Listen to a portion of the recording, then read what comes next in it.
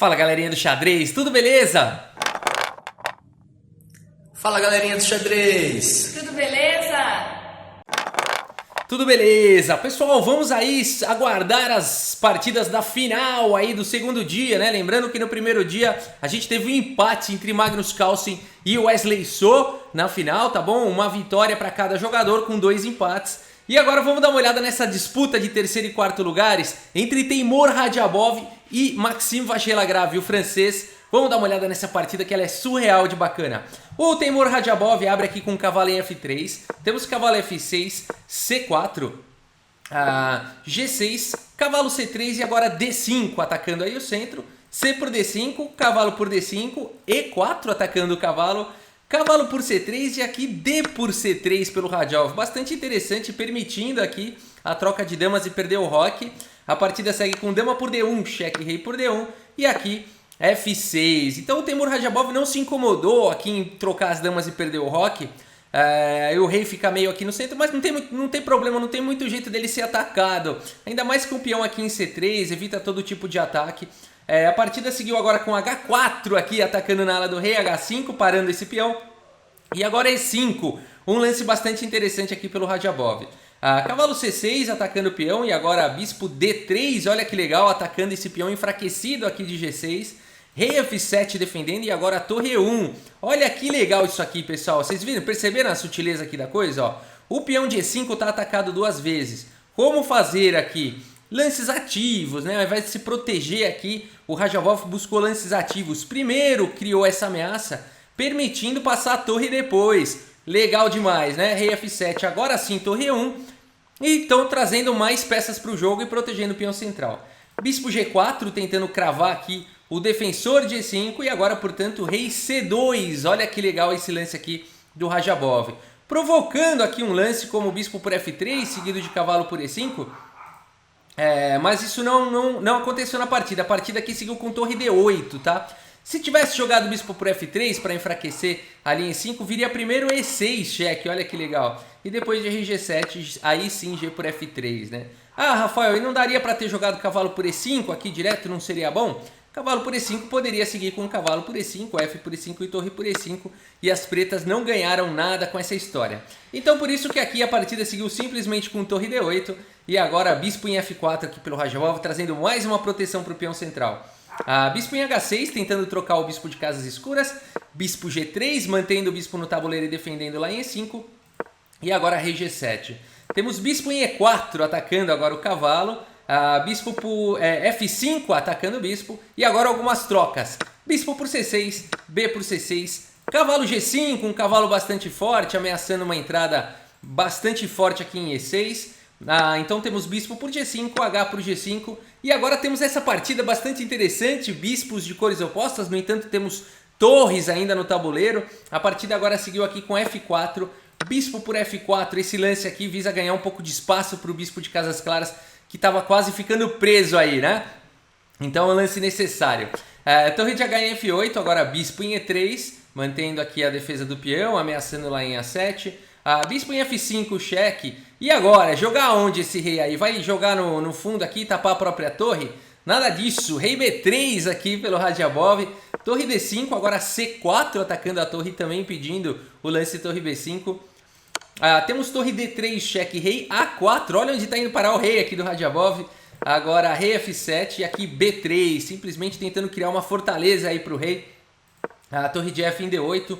E agora rei A5, onde vai esse rei? Quem faria esse lance? Eu pergunto, levanta a mão aí quem faria esse lance. Duvido que alguém levante a mão, né? Mas é o melhor lance da posição. Aqui a gente pensaria, não sei, jogar torre C1, qualquer outra coisa. Mas rei A5 realmente é o lance da valentia, né? O rei indo pra cima aí, rei A5. Agora A6 foi jogado e aqui realmente seria ousadia demais capturar esse peão. Não foi o lance jogado foi bispo C5. Aí capturar esse peão aí já é contar demais aqui com... Tudo bem, as brancas com o jogo preciso ainda conseguem escapar aos ataques das negras, mas é colocar o rei aí muito exposto, né? Então aqui a partida seguiu com bispo C5 e agora rei E6.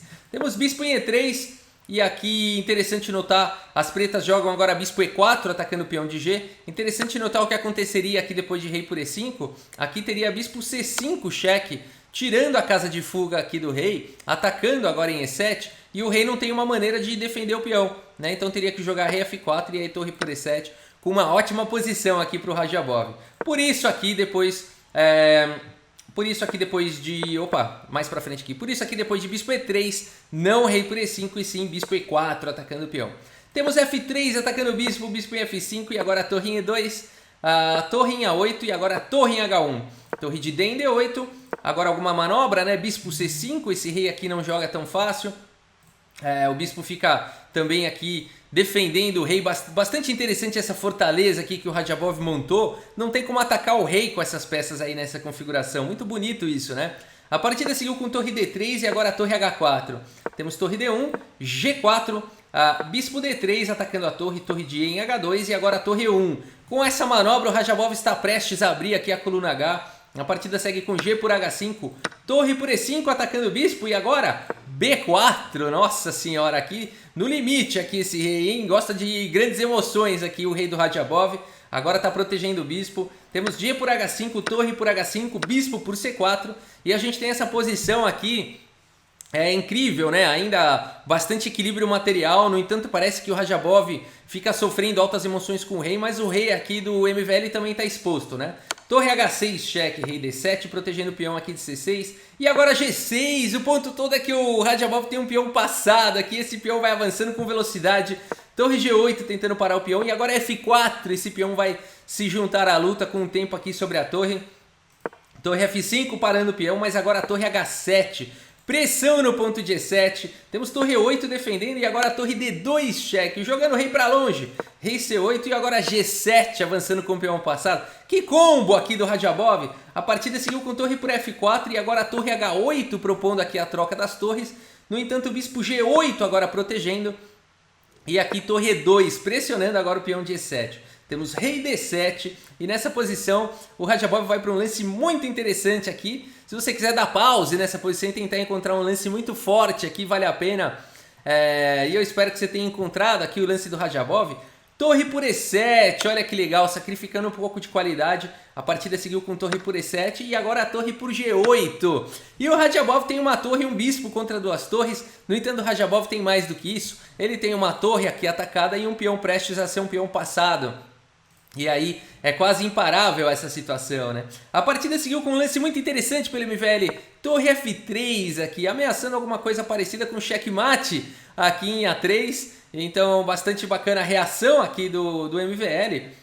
E nessa posição, então, o Teimour Radjabov vai para uma sequência muito forte. Se você também quiser dar pause nessa posição, muito bonito aqui, né? Como continuar aqui, né? Vale a pena. Vale a pena. Notem que não dá para jogar aqui bispo por E7 por conta de torre A3, entregaria checkmate imediatamente, né? Então aqui o lance jogado pelo Radjabov, eu espero que você tenha encontrado torre D8, cheque. Que combinação bonita do Radjabov. Aqui rei por D8, não dá para recusar, né? Se vier para E6, o peão está promovendo para a dama com cheque, além de tudo. Portanto, o rei por D8 foi jogado.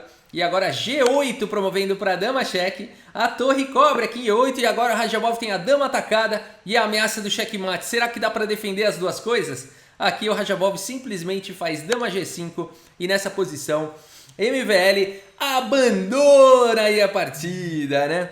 Pô, Rafael, mas duas torres aí tá ameaçando checkmate e tudo mais. Será que precisava ter abandonado? Abandonou por quê?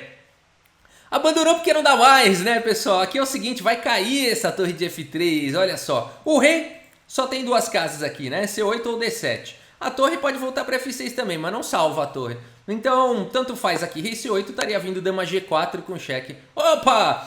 Com cheque aqui, capturando a torre na sequência, né? Então, por isso aqui, realmente, depois de dama G5, o MVL abandonou aí a partida. Radjabov conseguiu aí vencer o primeiro dia contra o MVL, da disputa entre terceiro e quartos lugares, 2,5 a 1,5, e vamos dar uma olhada no relatório do chess.com, vamos lá.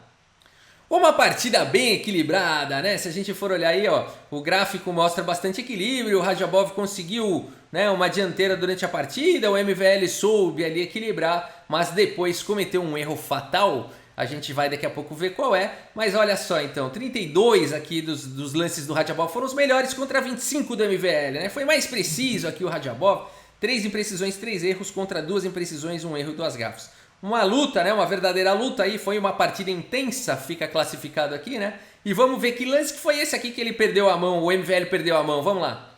Bom, pessoal, depois de torre 2 aqui pelo Radjabov, realmente é muito difícil achar um lance aqui para as negras. O MVL foi para o valente rei D7 e acabou levando aquela bonita combinação de torre por, torre por G8, aí veio torre F3, torre D8 cheque, né, com a promoção para dama.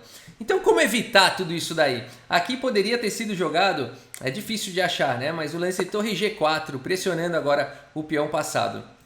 Aqui poderia seguir com torre por E7, capturando o peão e protegendo, mas agora torre D8 e as brancas não têm uma maneira muito fácil de entrar na posição. É fato que é incômodo demais ficar jogando assim de negras, né? O bispo parando aqui o peão passado, o bispo protegido pela torre, a outra torre meio tentando escravizar a torre aqui na defesa do peão, o rei aqui meio rezando para não acontecer nada e tal. Mas enfim, as pretas têm seus contrajogos aí, né? Por exemplo, se rei por A6, rei B8, as pretas estão ok aqui. Tá? Então poderia seguir talvez de outra forma, aqui tentar um A4, alguma outra coisa. O jogo vai embora, mas o que eu quero dizer com isso, as pretas se seguram e olha, se jogarem muito preciso mesmo, quem sabe até conseguem um empate aqui nessa posição, né? Então foi aqui que realmente perdeu a mão. Rei D7 foi para essa sequência praticamente forçante aqui, né? Torre por E7 mais uma vez, muito bonito. Torre por E7, torre por G8, torre atacada, ameaçando aqui. Torre D8 seguido de promoção. Foi legal a estratégia de torre F3, quem sabe rola um checkmate. Mas aqui Radjabov não perdoou e foi para essa sequência bonita. E a outra torre vai cair. Beleza, pessoal, uma belíssima partida. Lembrando que hoje tem cobertura aí da final aí do Magnus Carlsen contra o Wesley So, segundo dia. Lembrando que no primeiro dia eles empataram, tá bom? Então hoje a gente vai ver aí como é que vai ser essas outras partidas da final. É isso, pessoal. Se você gostou aí do vídeo, lembra de deixar seu like, hein, sua curtida. Se você gosta de vídeos de xadrez, inscreva-se aí no canal. Ativa o sininho para você receber a notificação a cada vídeo novo.